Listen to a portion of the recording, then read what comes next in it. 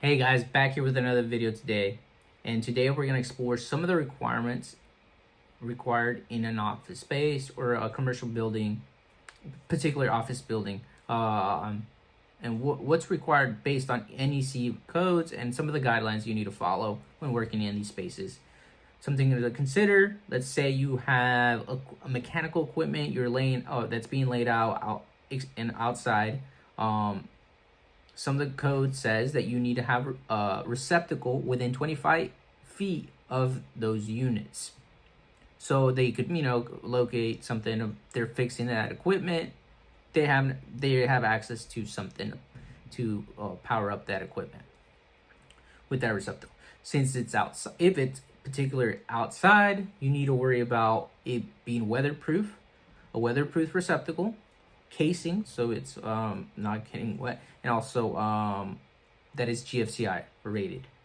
Another requirement would be kitchens. If you have in your office building, you have a kitchen or a break room, you're gonna need to have if it's a kitchen and you have a sink, then you're gonna need a GFCI receptacle. If you're locating receptacles near the sink within 6 feet. Another thing to consider is the spacing of your receptacles in particular rooms. Mostly in residential projects, you do need to lay them out within every 6 feet. Commercial, you're a little bit more free to locate them as needed in these office spaces. So let's just kind of dive into some of the code. I have a table set up so you can see kind of the guidelines you need to follow. So let's just some of the section that I need to show you is 210.52 receptacle spacing. Basically saying this applies more to residential projects, but it could also apply to commercial projects. Just depends.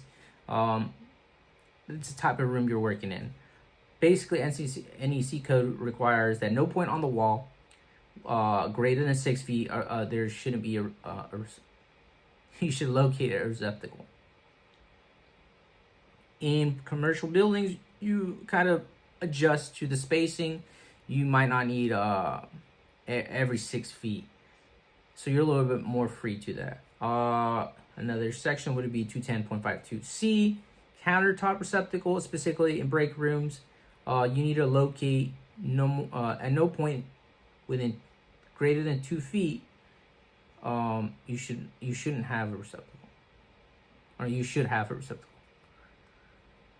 And kind of going from there, HVAC receptacle, like I mentioned earlier, if you have equipment outside within 25 feet of those mechanical units or HVAC units, you need to have a receptacle, in particular GFCI protected receptacles.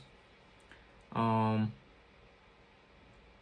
then some other things you need to consider is lighting outlets, particular section 210.7, and commercial spaces. You must have ceiling lights. You must have a receptacle for ceiling lights, or a switch receptacle is allowed. So let's just kind of jump in based off of those into particular room. So we have this office space, room 628. First, I kind of just want to indicate you guys what a receptacle looks like. Receptacle, you kind of know what it is. Then you have the GFCI one, a GFCI protected, and then a half controlled receptacle. Basically, a half controlled receptacle just means that it's connected to the occupancy sensor in the room or the switch in the room. So when no one's in the room, a portion of it is turned off, half, either top or bottom, depending on how it's interconnected. So let's kind of explore the room. When you're walking in, within 6 feet, you should have a receptacle. I kind of already laid this room out, and it looks just about 5 feet. Works. Again, you're a little bit more free to the spacing compared to residential projects, just because it's commercial. But it's a good standard to follow, just because it kind of indicates, where do you think people are gonna have their desk or a printer, and you have access to each the four walls within that space to locate a receptacle. So basically you don't have to use extension cords 12 feet away and run it 12 feet away to whatever you're using. You could have your receptacle just right there near. And again, going from this to the other wall, it looks like it's roughly 6 feet to this point. And then just kind of going from this corner, it's 4 feet. And then I kind of laid this out already, but 5 feet, and then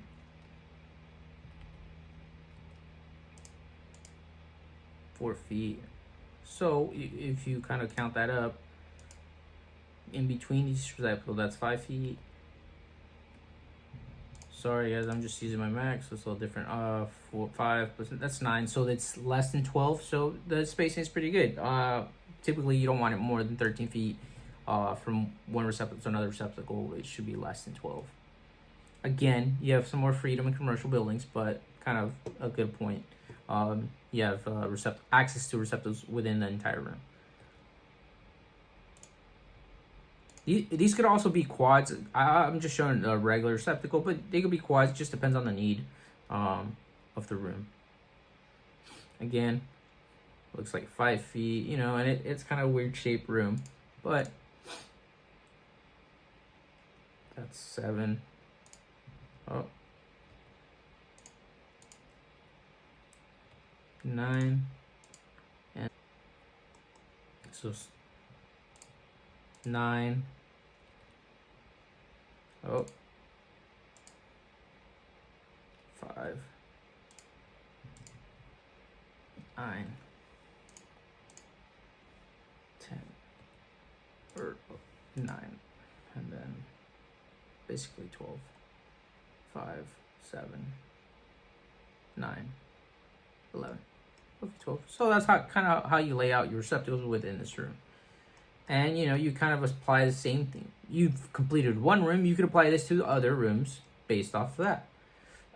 In this particular area, as you can see, there's no doors, so this kind of looks more like an open office. So like where you can't really locate receptacles, because these are if you ever walked in an office, sometimes they're just little cubicles, so you can't necessarily put a receptacle just right there.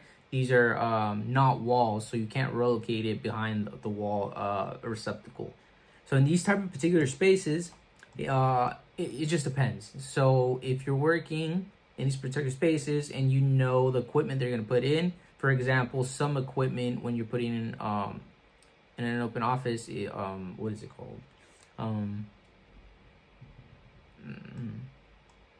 Like tracks. You locate tracks on these open offices where they come included in these layouts, these desks basically, that you just need to give it power. So you get a J box, and then you just kind of give that power, and then that track will have receptacles all throughout it, and they can just plug and play. That's one way of doing it. And just depends on the office space. Sometimes you just need to get those things, talking to the owner on, hey, what type of open office spaces, cubicles that you're going to be putting in. And if they don't come included, then you might need to put floor boxes in these spaces where you're giving everyone access to power. So I don't have a symbol for that right now, but basically in these kind of 5 cubicles, let's say you locate a floor box.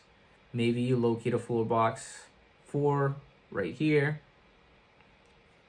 or maybe 2 right here, 2 right here, and then maybe another 2 here, even though there's only 5, and give access to power through those floor boxes. Split them between rooms. Maybe someone has their laptop they need to connect, their phone, and they could just plug into their to that.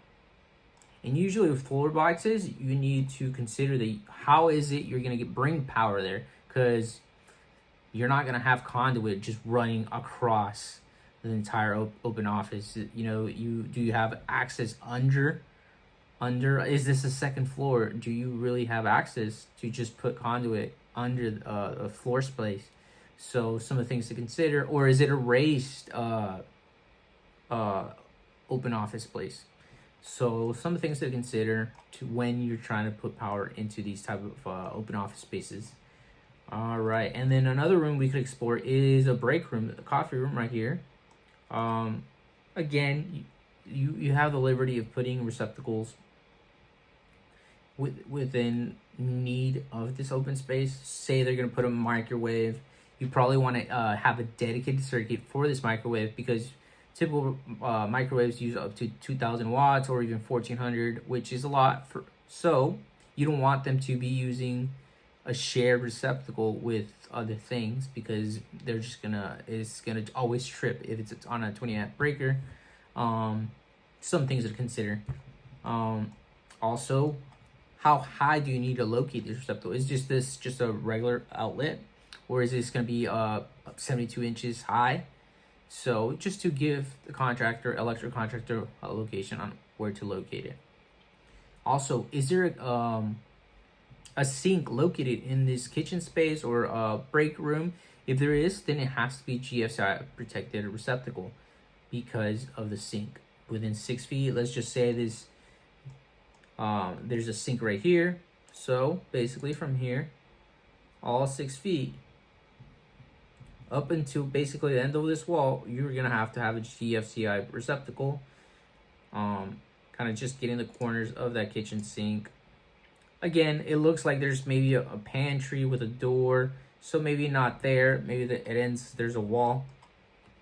So, but roughly 6 feet. So up to this point, this has to be GFCI protected. Maybe 6 feet across.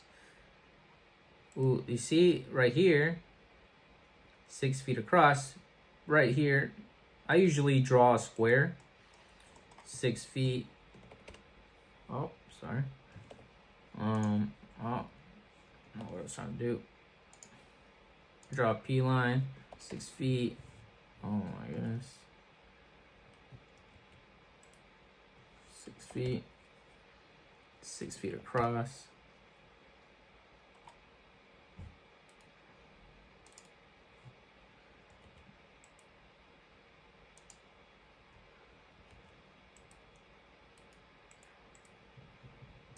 And then just kind of go from there. And then that's how you kind of locate. So within this space, you probably don't want to locate a regular receptacle because they need to be GFCI receptacle. So anywhere else, you could locate a regular receptacle. Obviously, along this countertop, you wouldn't be able to, because it's pretty close. It would just be a GFCI receptacle. And that's how you guys put receptacles within open office space. All right, till next time.